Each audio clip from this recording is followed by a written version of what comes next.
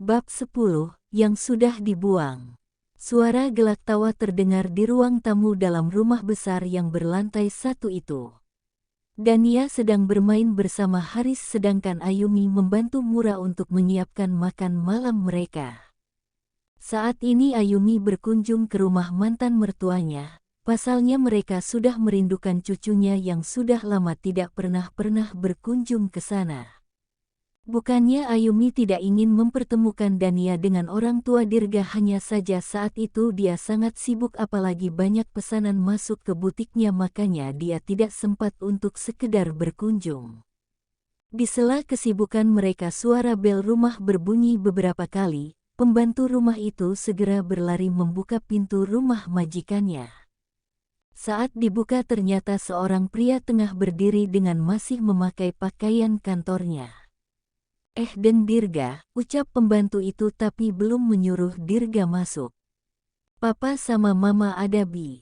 Tanyanya mulai celingak-celinguk memandang ke dalam.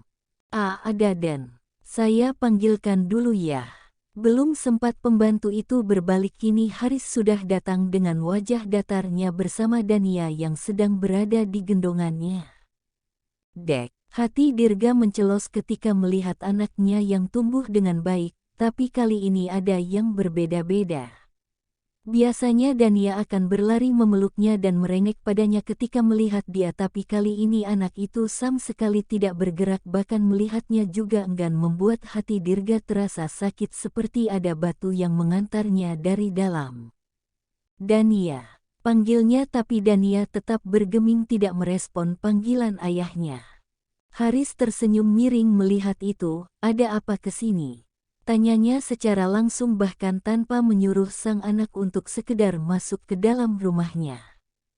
Ada yang ingin aku bicarakan dengan Papa dan Mama, jawab Dirga dengan kaku, merasa kehadirannya di sini tidak dibutuhkan lagi. Masuklah. Haris kemudian langsung menuju ruang tamu diikuti oleh Dirga di belakang dengan wajah lesu. Dania main dulu sama Bibi ya, lihat ikan di belakang, nanti Opa akan menyusul kalau urusan Opa selesai, bujuknya yang langsung diangguki oleh anak itu, bahkan dia tidak menoleh sesekali pada Dirga. Dirga terdiam cukup lama, begitupun dengan Haris, dia menunggu anaknya untuk membuka suara terlebih dahulu.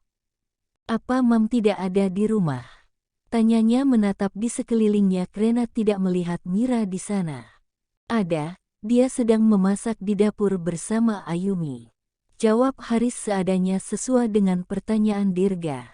Pria itu membeku, ternyata bukan hanya anaknya yang berada di rumah orang tuanya tapi juga mantan istrinya.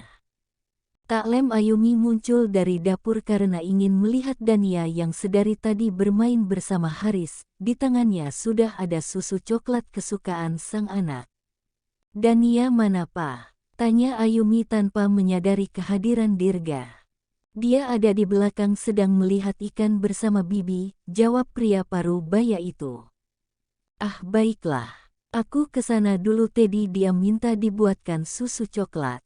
Ayumi beranjak dari sana bahkan tanpa menoleh ke arah Dirga sebab mengira jika yang duduk di hadapan Haris adalah temannya.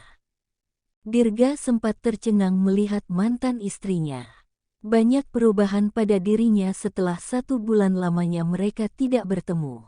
Wajahnya nampak begitu cantik dan bersinar, bahkan sekarang gaya pakaiannya begitu elegan, tidak memakai gamis lagi.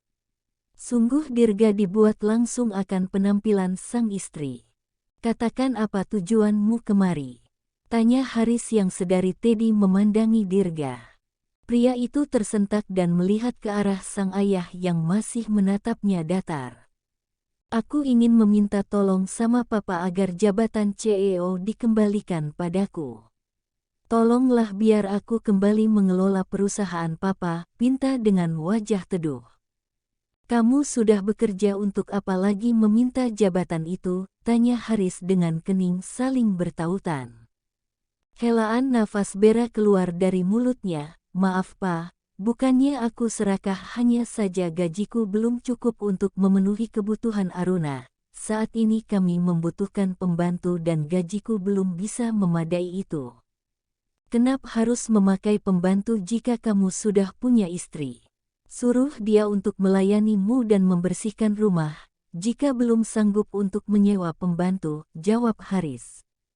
Diam istriku Pak, bukan pembantu. Aku menikahinya untuk aku sendiri, bukan untuk melakukan pekerjaan rumah. Haris terkekeh pelan, kalau begitu jangan curhat dengan saya. Jika katamu menikahinya bukan dijadikan pembantu, ya sudah, biarkan rumahmu tidak terurus. Itu sudah menjadi resikomu karena memilihnya dan tega menyia-nyiakan Ayumi yang kami jodohkan untukmu. Dirga terdiam sesaat, suara nafas berulang kali keluar dari mulutnya seakan bebannya begitu berat. Apa Papa tidak bisa membantuku? Tanyanya kembali. Tidak bisa, nikmati saja pilihanmu yang kamu anggap sempurna. Jangan pernah mengeluh ataupun meminta bantuan pada kami karena semua pilihan sudah kamu tentukan sendiri, bahkan kamu tega memberi luka pada anakmu sendiri. Lihatlah, setelah 1 bulan lamanya kamu menikah dengan wanita itu, kau tidak pernah sekalipun sekedar melihat Dania. Jangankan untuk melihatnya, menanyakan kabarnya saja bahkan tidak pernah. Entah pengaruh apa yang wanita itu berikan pada kamu hingga orang tua sendiri kamu tega melawannya. Jelas Haris membuat dada Dirga begitu sakit.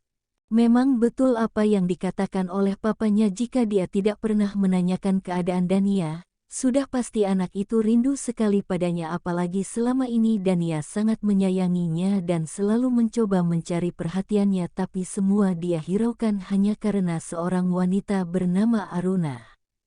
Sayang, ayo minum susunya dulu, abis itu mainnya dilanjutin ya, panggil Ayumi melihat anaknya yang terdiam padahal sejak tadi pembantu itu sedari tadi mengajaknya main. Dania, kenapa sayang? Tanya Ayumi mengelus pucuk kepala anaknya kemudian berjongkok mensejajarkan tubuhnya dengan sang anak. Dania masih terdiam, bahkan matanya sudah berkaca-kaca. Sedari tadi dia begitu, Non, Bibi ajak bicara sama ajak main, tapi Dania tidak mau. Padahal biasanya dia tidak begitu. Terang pembantu itu. Biar saya saja Bi yang menjaganya. Bibi bisa pergi istirahat. Pembantu itu hanya mengangguk kemudian beranjak dari sana. Ayumi kembali menatap Dania. Baru kali ini dia melihat anaknya jadi diam, padahal biasanya anak itu selalu ceria. Sayang, coba cerita sama Mama. Dania, kenapa? Tanya Ayumi pelan. Air mata yang sejak tadi bergenang di pelupuk matanya kini sudah membasahi pipinya yang cubi. Dania ketemu Papa, Ma, jawabnya. Ayumi tersentak kaget, bagaimana bisa anaknya bertemu dengan papanya sedangkan sejak tadi dia hanya bermain dengan opanya. Apa jangan-jangan tadi Dania ketemu Papa di mana? Tanyanya memastikan. Di ruang tamu bicara sama Opa. Ayumi langsung memeluk anaknya karena mulai sesugukan. Papa jahat Mahiks. Selama ini Papa tidak pernah jenguk Dania, Papa tidak sayang Dania, ucapnya dengan terbata-bata.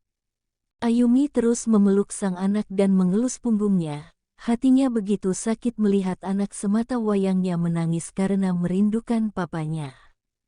Selama ini Ayumi terus mencoba menghubungi mantan suaminya itu tapi dia tidak pernah mengangkatnya, bahkan panggilannya sering dimatikan dan juga kadang Aruna yang mengangkatnya. Istri Dirga itu langsung marah-marah bahkan menghina Ayumi jika sudah gatal pada suaminya. Jadi saat itu Ayumi tidak pernah lagi menghubungi Dirga. Jadi yang berbicara tadi dengan Papa adalah Dirga, batinnya. Sudah sayang, Papa lagi sibuk makanya jarang menemui Dania. Papa tetap sayang kok sama kamu. Ayumi berusaha membujuk sang anak agar Dania tidak membenci Dirga walaupun pria itu tidak pernah menunjukkan kasih sayangnya secara langsung. Dania hanya terdiam. Ayumi kemudian memberi susu coklat itu dan langsung diminum olehnya.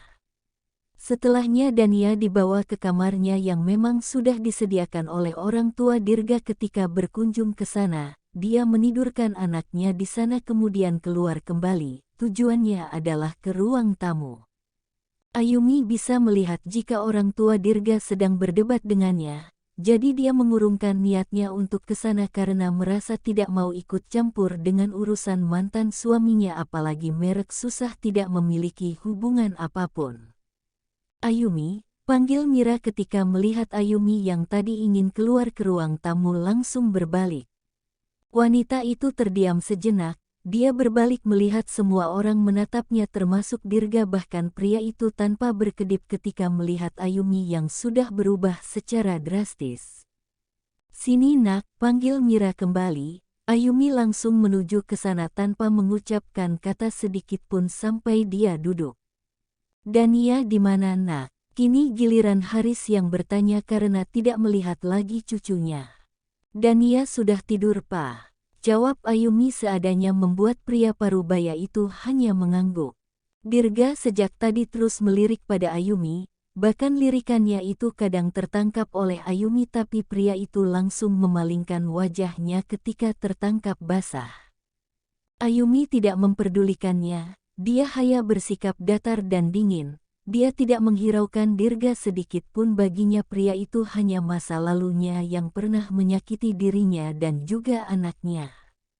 "Apa Dania sejak dari tidur? Aku ingin bertemu dengannya," ujar Dirga dengan gugup. Seba semua mata mulai memandangnya. "Barusan, hanya itu yang bisa dijawab Ayumi. Kenapa kamu menidurkannya, padahal aku rindu dengan dia?" Alis wanita itu berkerut. "Dia? Siapa yang kamu maksud dia? Apa tidak bisa kamu menyebut Dania dengan baik?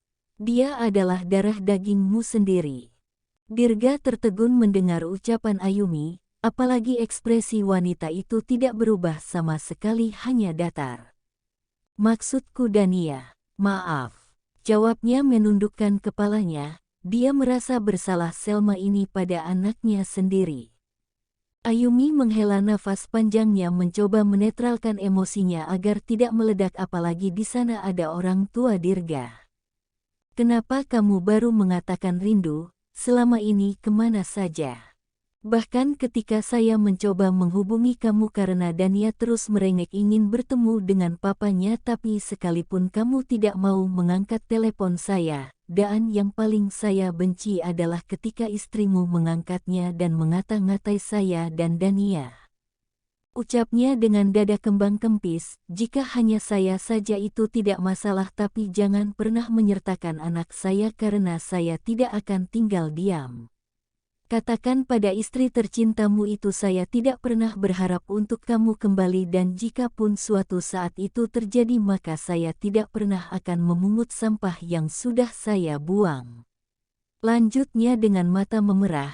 Dia tidak memperdulikan jika di situ ada orang tua Dirga. Dia hanya ingin mengeluarkan semua emosinya yang tertahan sejak lama.